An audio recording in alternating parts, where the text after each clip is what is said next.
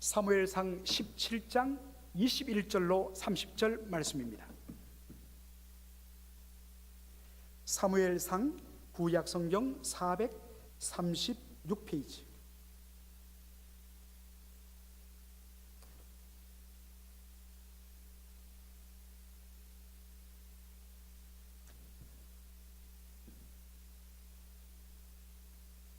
(21절로) (30절까지를) 한 절씩 교독하겠습니다.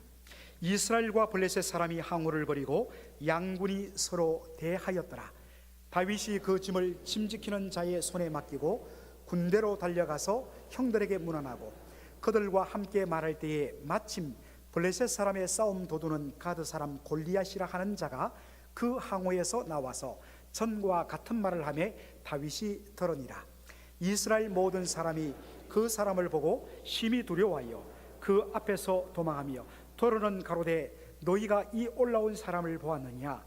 참으로 이스라엘을 모욕하러 왔도다. 그를 죽이는 사람은 왕이 많은 재물로 부하게 하고 그 딸을 그에게 주고 그 아비의 집을 이스라엘 중에서 자유하게 하시리라. 다윗이 곁에 섰는 사람들에게 말하여 가로되 이 블레셋 사람을 죽여 이스라엘의 치욕을 제하는 사람에게는 어떠한 대우를 하겠느냐? 이 할례 없는 블레셋 사람이 누구한데 사실은 하나님의 군대를 모욕하겠느냐? 백성이 전과 같이 말하여 가로되 그를 죽이는 사람에게는 여차여차히 하시리라 하니라. 장형 엘리압이 다윗의 사람들에게 하는 말을 들은지라. 그가 다윗에게 노를 바라여 가라되 네가 어찌하여 이리로 내려왔느냐? 들에 있는 몇 양을 네게 맡겼느냐? 나는 내 교만과 내 마음의 완악함을 아노니 네가 전쟁을 구경하러 왔도다. 다윗이 가로되 내가 무엇을 하였나이까? 어찌 이유가 없으리까? 하고 돌이켜 다른 사람을 향하여 전과 같이 말하며 백성이 전과 같이 대답하니라. 아멘. 오늘 저는 초점 맞추기라는 제목으로 말씀을 전하기를 원합니다. 지금 이스라엘과 블레셋 사이에 전쟁이 벌어졌습니다. 그 당시는 늘 오늘처럼 3년간 혹은 2년, 요즘 한국은 2년인데 2년간 그렇게 징병해서 그렇게 의무적으로 군대에서 복무하는 것이 아니라 평상시에는 농사를 짓거나 양을 치다가 전쟁이 발발하면 20살 이상의 장정들이 그렇게 징집당하여서 전투를 치르게 되었습니다. 이세라는 사람에게 8명의 아들이 있었는데 그 중에 3명의 아들들이 징발되어서 군대에 가게 되었습니다. 여러분들, 전쟁이 없는 바로 이 시점에도 사랑하는 아들들이 군대에 갔을 때 얼마나 엄마 아빠들의 마음이 노심초사합니까? 그런데 전쟁이 벌어졌을 때 부모의 마음이 오죽하겠습니까? 아무리 맛있는 음식을 먹어도 입에 잘 넘어가지 않을 것입니다. 그래서 너무가 걱정된 나머지 남은 아들들 중에 그래도 제일 똘똘하고 성실하고 부지런한 다윗을 택해서 형들에게 줄 옷가지들, 치즈, 빵, 그리고 또 상관들에게 또 잘 보여야 되니까 상관들에게 드릴 그런 음식들을 바리바리 싸서 전쟁이 한참 벌어지는 엘라 골짜기로 보냈습니다. 형들을 만나서 얼마나 반가웠는지. 형들 어디 다친 데 없어? 괜찮아.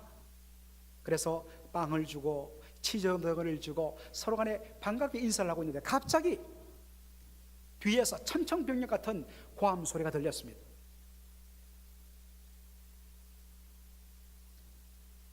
무슨 소린가 봤더니 정말 거대한 거구에 저 블레셋 장수 골리앗이 소리를 지르는 것이었습니다.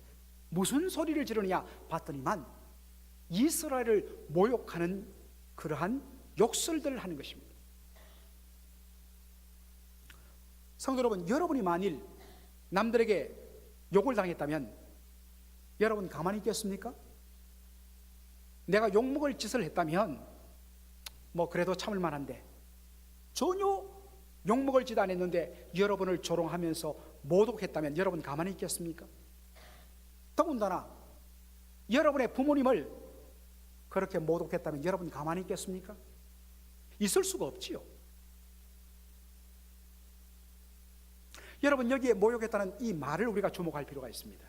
이 모욕했다는 이 말의 히브리 원어를 보면 영어로 blaspheme, blaspheme 이란 단어가 됩니다. 여러분, blaspheme이 무슨 뜻일까요? 신성 모독하다라는 뜻입니다.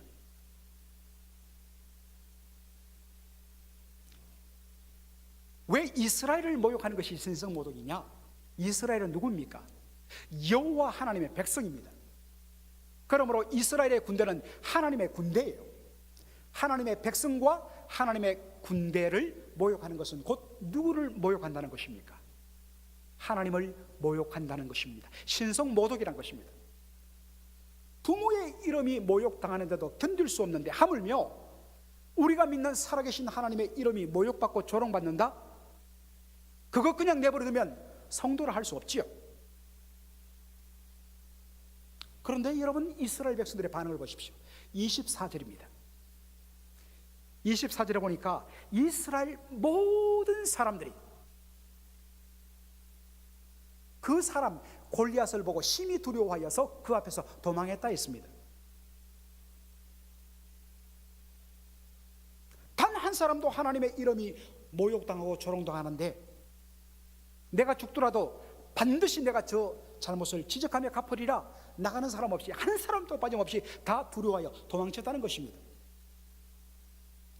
그런데 갑자기 한 소년 다윗이 벌컥 소리를 지르며 일어납니다. 26절에 이 할례 없는 블레셋 사람이 누구한데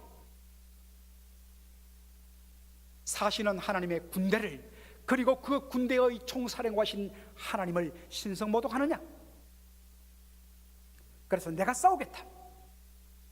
내가 죽는 한이 있더라도 내가 저것을 그냥 보고만 넘어갈 수 없다고 그렇게 분연히 이렇습니다.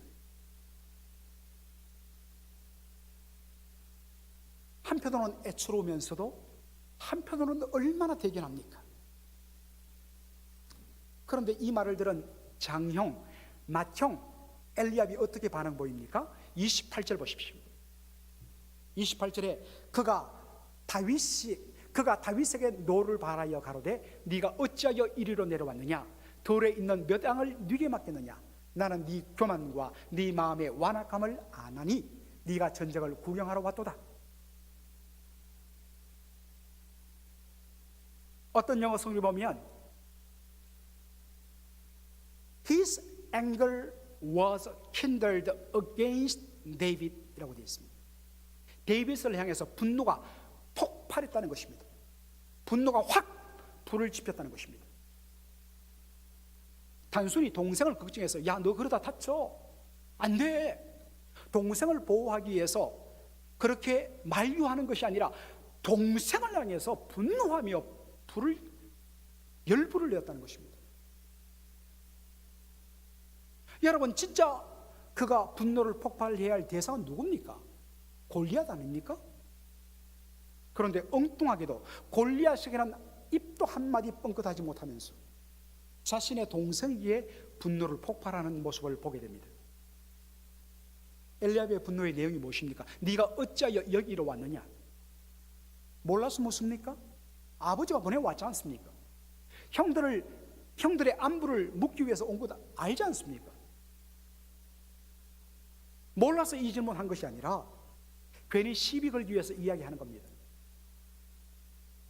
덜에 있는 몇 양을 네게 맡겼느냐? 여러분, 여기에 맡겼다는 이 말이 히브리 원어로는 내팽개쳤다는 의미도 됩니다. 일부러 그런 단어를 사용한 겁니다. 네 맡겨진 양들은 내팽개치고 너 지금 구경 왔지? 구경 온 게 아닌 걸 알지 않습니까? 그런데다가 가슴에 못을 박는 말을 계속 내뱉습니다. 나는 너의 교만과 네 마음의 완악함을 안다. 뭐? 골리앗과 싸우겠다고? 이 정신 나간 놈이 있나? 너 교만한 거야? 너 승리하면 많은 재물을 얻고 왕의 사위가 되고 부귀영화를 누리고, 너 그거 바라고 너 싸우는 거지. 너 마음이 교만한 거야, 완악한 거야. 다윗이 골리앗과 싸우겠다는 유일한 이유는 단 한 가지밖에 없어요. 명예도 아니에요. 재물도 아니에요. 죽을 수도 있어요. 그러나 오직 하나, 내가 죽더라도 하나님의 영광이 모독되는 것 견딜 수 없었어. 하나님을 사랑하는 마음 때문에 그렇게 분연히 일어선 겁니다. 그런 마음을 몰라주고 다윗의 마음에 대못을 박습니다. 더군다나 남이 그랬다면 견딜 만한데 남도 아닌 친형제가 그렇게 공격을 합니다. 얼마나 마음이 아팠을까요? 그런데 여러분, 다윗의 반응을 보십시오. 다윗이 어떡합니까? 형에게는 어떠한 큰 반응을 보이지 않습니다. 그의 초점은 오직 골리앗에게 있었습니다.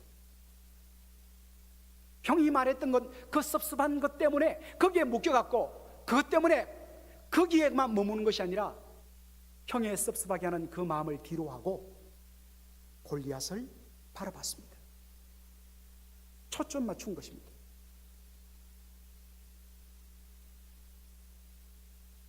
비록 섭섭하고 억울하고 마음이 아프더라도 형과 싸우지 않았습니다. 왜요? 아무리 자신을 섭섭하게 하고 힘들게 한다 할지라도 그 형은 적군이 아니라 자신의 아군이기 때문입니다. 이 사실을 놓치면 결국 같은 뼈끼리 싸워요. 여러분, 마귀의 전략이 무엇입니까? 마귀는 외적인 공격으로 우리를 무너뜨릴 수 없다는 것을 압니다. 그래서 항상 자중질환을 일으켜 서로가 서로를 물고 떴도록 만들어 무너지게 만드는 것입니다. 갈라디아서 5장 15절에 뭐라고 이야기합니까? 만일 서로 물고 먹으면 피차 멸망할까 조심하라. 여러분들, 오늘 참 이런 일들이 반복됩니다.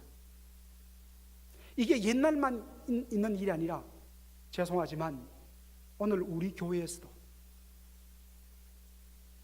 그리고 다른 교회에서도 반복되는 일입니다. 하나님을 사랑하는 아름다운 마음으로 어떤 사람이 열심을 내고자 하면 돌아오는 반응은 격려와 칭찬과 내가 좀 도와줄게, 협조가 아니라 비아냥과 조롱과 그리고 일을 방해하는 것입니다. 자신도 모르게 왜 그렇게 잘난 체해? 너 목사님께 잘 보여서 너 큰 직분 받려고 그러지? 혹시 여러분 이런 말 옛날에 하지 않았습니까? 헌신자들의 마음에 상처를 입히는 일이 비일비재해요. 혹시 여러분 마음속에 엘리압이 없습니까?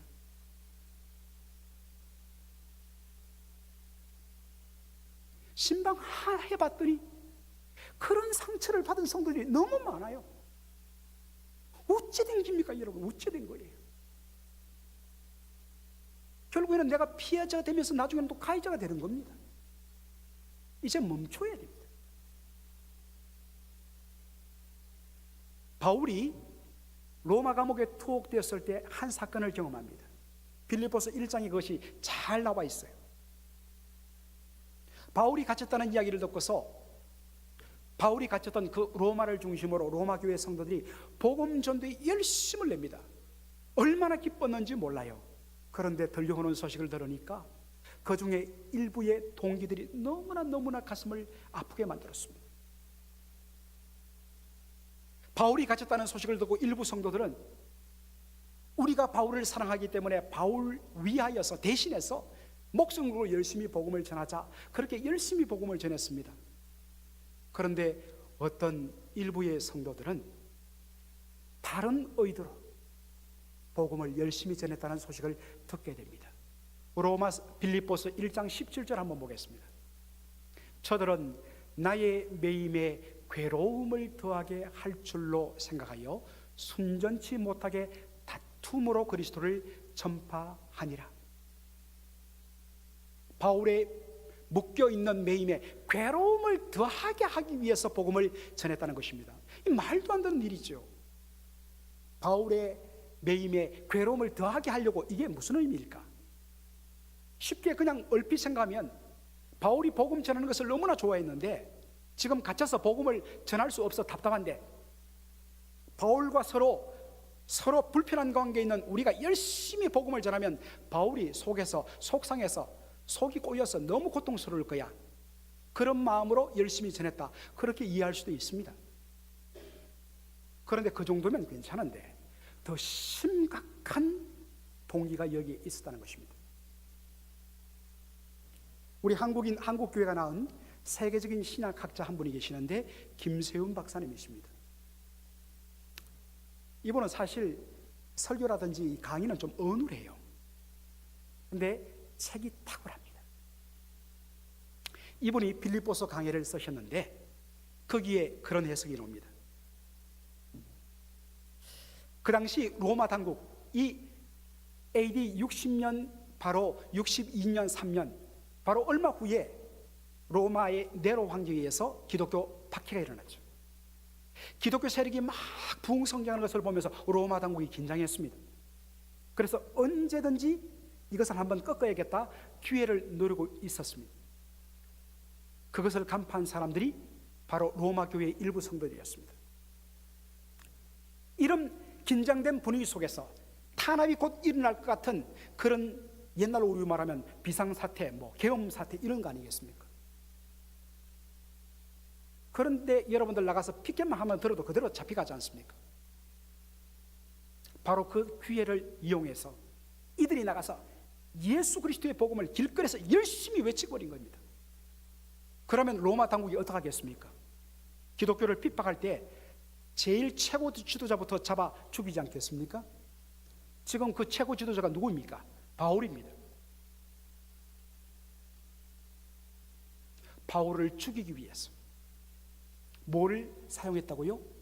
예수 그리스도의 이름을 전하는 복음 전도를 사용했다는 것입니다. 누가요? 같은 예수님을 믿는다고 고백하는 신자가요. 여러분, 이것이 어디에서 일어난 일이라고요? 우리가 늘 돌아가기를 그렇게 열망하는 우리의 이상향, 초대교회에서 일어난 일입니다. 여러분, 오해하지 마십시오. 초대교회도, 우리 교회도, 이 땅에 있는 모든 교회는 다 은혜 받은 죄인들의 공동체입니다. 저와 여러분 속에는 언제든지 죄성이 내재되어 있어서 조금만 은혜에서 풀려주고 방심하면 그 독함이 기회를 타서 언제든지 고개를 내밀 수 있는 것입니다. 하나님의 은혜가 조금만 느슨해지면 이러한 일들이 일어날 수 있는 것이 어디냐? 교회예요. 슬프지만 현실이에요. 은혜에서 잠시라도 벗어나기만 하면 언제든지 이런 일을 벌일 수 있는 사람이 누구냐? 신자, 저와 여러분이에요.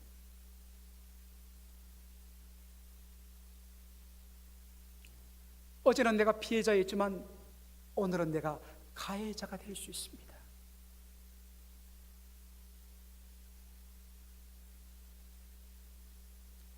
정말 너무나 슬픈 이 현실 앞에서 사도 바울이 어떻게 반응합니까? 그도 아팠을 거예요. 그는 성적 아니에요. 똑같은 성적을 가진 저와 여러분과 똑같은 인간입니다. 그런데 그가 초점을 어떻게 맞추는 것을 한번 보기 바랍니다. 빌립보서 1장 18절 우리 다 같이 읽겠습니다. 1장 18절 준비됐습니까? 시작. 그러면 무엇이뇨? 외모로 하나 참으로 하나 무슨 방도로 하든지 전파되는 것은 그리스도니 이로써 내가 기뻐하고 또한 기뻐하리라. 아멘. 비록 섭섭함이 있지만 예수님만 전파된다면 나 이 한 가지 사실로 기뻐하겠다. 자신의 초점을 자신의 마음을 괴롭히는 사람으로부터 주님께로 딱 맞춰버립니다. 그 순간에 미움과 분노에서 해방되어서 참된 평안과 기쁨을 맛볼 수 있는 것입니다. 물론 여러분들 기억하셔야 됩니다. 사도 바울이 괜찮다고 해서 하나님 앞에서까지 괜찮은 것은 아닙니다. 악한 의도로 이런 일을 하는 자들, 공의로우신 주님이 반드시 심판하실 것입니다. 선한 의도로 열심히 교회를 섬기려 하는 성도들의 마음을 아프게 하는 사람들, 주님의 종들을 힘들게 하는 사람들, 여러분들 제발 플리즈 주님을 두려워하십시오. 회개하십시오. 돌이키십시오. 바울이 이 문제를 극복할 수 있었던 유일한 근거는 뭐냐? 빌립보서 1장 20절로 21절을 여러분들 가슴에 새기길 바랍니다. 다 같이 읽겠습니다. 시작. 나의 간절한 기대와 소망을 따라 아무 일에든지 부끄럽지 아니하고 오직 전과 같이 이제도 온전히 담대하여 살든지 죽든지 내 몸에서 그리스도가 존귀 되게 하려 하나니 이는 내게 사는 것이 그리스도니 죽는 것도 유익함이나. 하나님의 영광과 예수 그리스도의 이름이 존귀케 되는 것에 집중하는 것이었습니다. 사랑하는 성도 여러분, 질문 드립니다. 여러분 왜 예수를 믿습니까?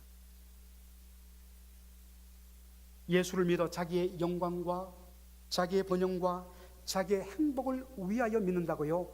죄송합니다만 여러분은 하나님을 섬기는 것이 아니라 자기를 섬기는 우상 숭배에 빠져 계십니다. 그런 기독교는 없습니다. 우리의 신앙의 유일한 이유는 하나님의 영광과 예수 그리스도의 기쁨입니다. 때때로 하나님의 영광을 위해서 섬기다가 조금 섭섭하고 조금 어려운 억울한 일을 겪는다고 해서 여러분들이 똑같이 그렇게 반응한다면 그 순간에 하나님의 영광은, 여러분이 위하는 그 하나님의 영광은 무엇 때문입니까? 하나님이 영광 받으신다면, 하나님의 이름만이 존귀 받으신다면, 내가 조금 섭섭해도, 내가 좀 억울해도 I'm okay, that's okay, no problem. 우리 성도들의 앞으로 입술 속에 그때마다 십자가를 바라볼 때마다 I'm okay, that's okay, no problem, let's go.